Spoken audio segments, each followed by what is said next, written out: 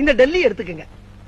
இந்த சென்ட்ரல் கவர்மெண்ட்ல இருந்து நமக்கு கிடைக்கக்கூடிய முழு அதிகாரமும் பக்கத்துல இருக்கக்கூடிய ஊபி, மாப்பி, காப்பி, ராஜஸ்தான், பீகார் இவங்க எல்லாம் கொஞ்சம் கொஞ்சமா புடுங்கிக்கிட்டு கடைசியில ஒரு கொசுரை மட்டும் நம்மளுக்கு அனுப்புறாங்க.